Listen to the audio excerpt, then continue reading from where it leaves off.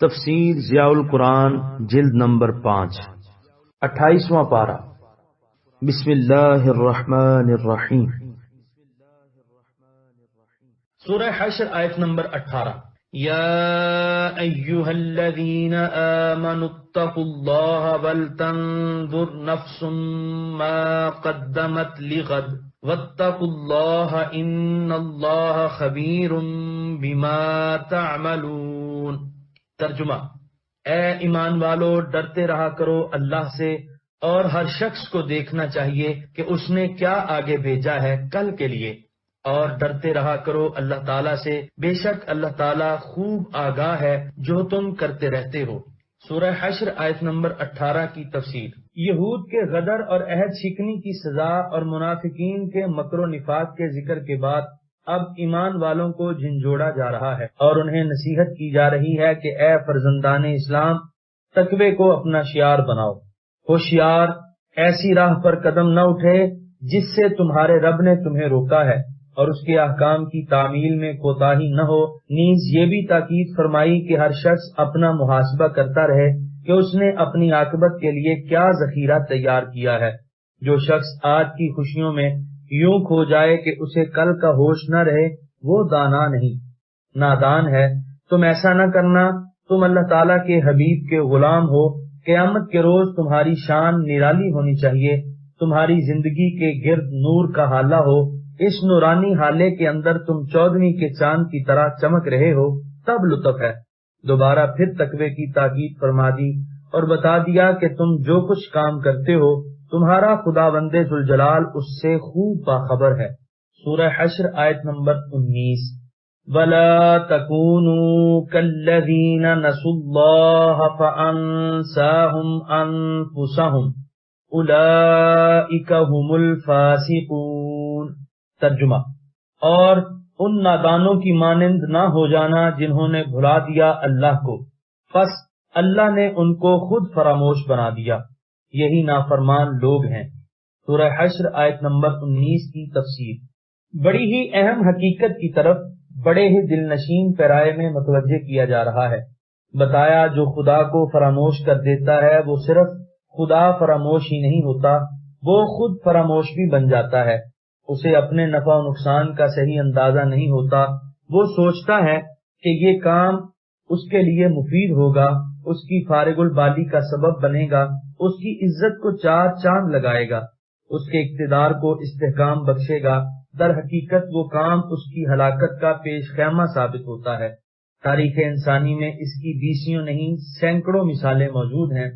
فرعون نے بنی اسرائیل کے بچوں کا قتل عام جاری کر رکھا تھا تاکہ کوئی ایسا بچہ جنم نہ لے سکے جو کل اس کے کثر اقتدار کو مسمار کر دے، لیکن یہی اقدام اس کی غیر مقبولیت کا سبب بنا۔ بنی اسرائیل بھی ہمیشہ کے لیے اس سے متنفر ہو گئے۔ اپنی قوم میں بھی اس کی حیثیت ایک ظالم قاتل کی ہو گئی۔ ابو جہل، ابو لہب اس لیے اسلام میں داخل نہ ہوئے کہ ان کی چودراہٹ ختم ہو جائے گی، وہ اب قوم کے سردار ہیں۔ مسلمان ہونے کے بعد انہیں اللہ تعالیٰ کے رسول کا غلام بن کر رہنا پڑے گا۔ ان کی یہی دانش مندی ان کی بربادی کا باعث بن گئی۔ ہر جگہ آپ کو یہ کلیہ کار فرما نظر آئے گا کہ جو شخص خدا فراموش ہوتا ہے وہ خود فراموش بھی ہو جاتا ہے۔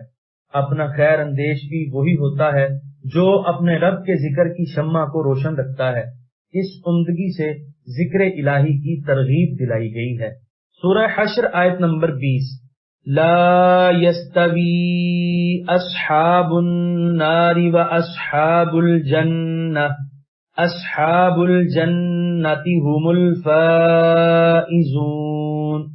ترجمہ: یکساں نہیں ہو سکتے دوزخی اور اہل جنت، اہل جنت ہی تو کامیاب لوگ ہیں۔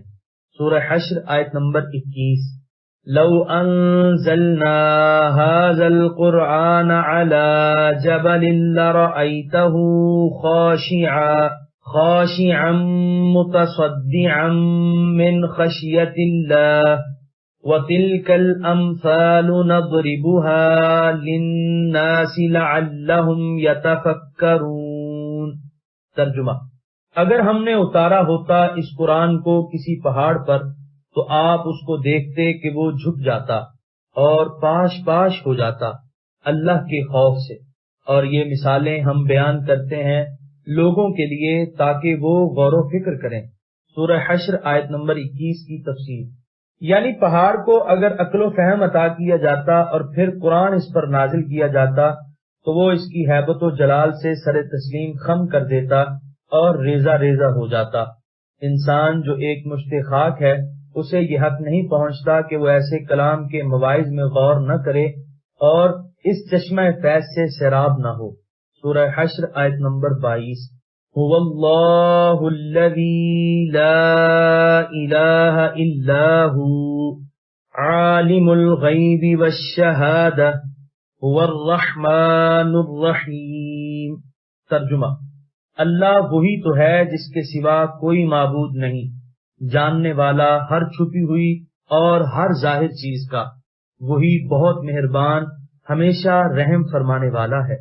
سورہ حشر آیت نمبر 22 کی تفسیر، ان آخری آیات میں شرح و بسط کے ساتھ صفات جلیلہ حمیدہ کاملہ کا بیان ہو رہا ہے، یعنی جس خداوند کی عبادت، اطاعت اور فرما برداری کا تمہیں حکم دیا جا رہا ہے، وہ خدا کن کن صفات کمال سے متصف ہے۔ سب سے پہلے اس کی شان توحید بیان کی گئی، وہی خدا ہے، وہی معبود ہے، اس کے سوا اور کوئی ہے ہی نہیں جو خدائی کے تخت پر جلوہ فرما ہو سکے، کوئی ایسی ہستی ہے ہی نہیں جو عبادت و پرستش کے لائق ہو۔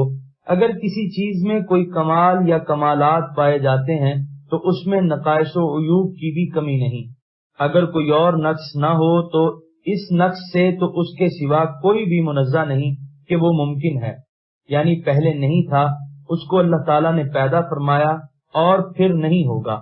صفت توحید بیان کرنے کے بعد اس کی صفت علم کا ذکر فرمایا کہ اس کا علم ادھورا اور ناقص نہیں، بلکہ وہ ان چیزوں کو بھی جانتا ہے جو تم سے چھپی ہوئی ہیں اور ان کو بھی جانتا ہے جو ظاہر ہیں۔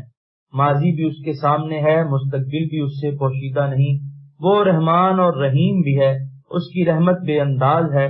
دنیا و آخرت میں اپنے اور بیگانے سب اس کے خانے نعمت سے لطف اندوز ہو رہے ہیں۔ سورہ حشر آیت نمبر 23۔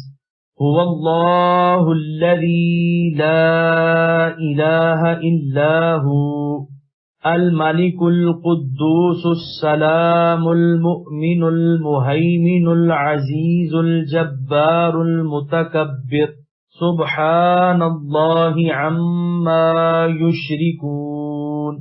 ترجمہ، اللہ وہی تو ہے جس کے سوا کوئی معبود نہیں، سب کا بادشاہ، نہایت مقدس، سلامت رکھنے والا، امان بخشنے والا، نگہبان، عزت والا، ٹوٹے دلوں کو جوڑنے والا، متکبر ہے۔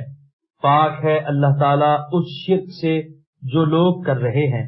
سورہ حشر آیت نمبر 23 کی تفسیر، دیگر صفات بیان کرنے سے پہلے ایک بار پھر اس کی توحید کا ذکر کیا۔ یہاں جو اسماء حسنہ مذکور ہیں، اختصار کے ساتھ ان کی لغوی تحقیق ملاحظہ فرمائیے۔ الملک، بادشاہ جو چاہے کرے اور اس کے فعل پر کسی کو مجال اعتراض نہ ہو۔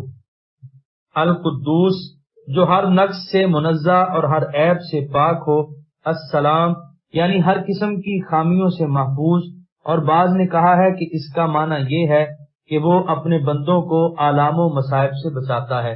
المؤمن، اپنے انبیاء سے معجزات کا اظہار کر کے ان کی رسالت کی تصدیق فرماتا ہے یا اپنے دوستوں کو عذاب سے امن دیتا ہے۔ المہیمن، یعنی گواہ، اور اس کو بھی کہتے ہیں جو کسی کو خوف سے امان دے۔ اس کا اصل آمنا فہوا مؤمن ہے، دوسرا حمزہ یا سے اور پہلا حمزہ ہا سے بدل دیا گیا، اس طرح مہیمن بن گیا۔ العزیز، زبردست، سب پر غالب۔ الجبار، یعنی اپنی مخلوقات کے امور کو درست کرنے والا اور ان میں ایسا تصرف کرنے والا جس میں ان کی فلاح اور بہبود ہوتی ہے۔ اس صورت میں یہ جبر سے مشتق ہوگا، جس کا معنی اصلاح ہے۔ ٹوٹی ہوئی ہڈی پر پٹی باندھ کر اسے درست کرنے کو بھی جبر کہتے ہیں۔ اس کا معنی یہ بھی کیا گیا ہے کہ جس کی سطوت کو برداشت نہ کیا جا سکے۔ المتکبر، جس کی عظمت و کبریائی انتہا کو پہنچی ہوئی ہو۔ اللہ تعالیٰ کے لیے متکبر ہونا صفت ہے، لیکن مخلوق کے لیے یہ مذمت کا سبب ہے۔ علامہ قرطبی لکھتے ہیں، حضور صلی اللہ علیہ وآلہ وسلم نے فرمایا، اللہ تعالیٰ ارشاد فرماتے ہیں کہ کبریائی میری چادر ہے اور عظمت میری ازار ہے، جو ان کو اوڑھنے کی کوشش کرے گا میں اس کی کمر توڑ دوں گا اور اس کو دوزخ میں پھینک دوں گا۔ یعنی اللہ تعالیٰ تو وہ ہے جو ان صفات و کمالات سے متصف ہے جن کو ان احمقوں نے خدا کا شریک بنا رکھا ہے۔ کیا ان میں یہ خوبیاں پائی جاتی ہیں یا ان میں سے کوئی ایک خوبی پائی جاتی ہے؟ جب ان کمالات کا ان میں شائبہ تک نہیں تو ان کو اللہ تعالیٰ کا شریک بنانا کتنی بڑی حماقت ہے۔ اس لیے آخر میں فرما دیا کہ اللہ تعالیٰ کی ذات ان معبودان باطل سے پاک ہے جنہیں یہ نادان اس کا شریک بناتے ہیں۔ سورہ حشر آیت نمبر 24۔ هو اللہ الخالق البارئ المصور له الاسماء الحسنى يسبح له ما في السماوات والارض وهو العزیز الحکیم۔ ترجمہ، وہی اللہ سب کا خالق، سب کو پیدا کرنے والا، سب کی مناسب صورت بنانے والا، سارے خوبصورت نام اسی کے ہیں، اس کی تسبیح کر رہے ہیں جو آسمانوں اور زمین میں ہیں، اور وہی عزت والا، حکمت والا ہے۔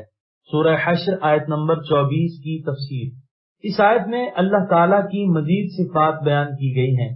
خالقن، اندازہ کرنے والا، بارئن، اس اندازے اور تجویز کو عملی جامہ پہنانے والا۔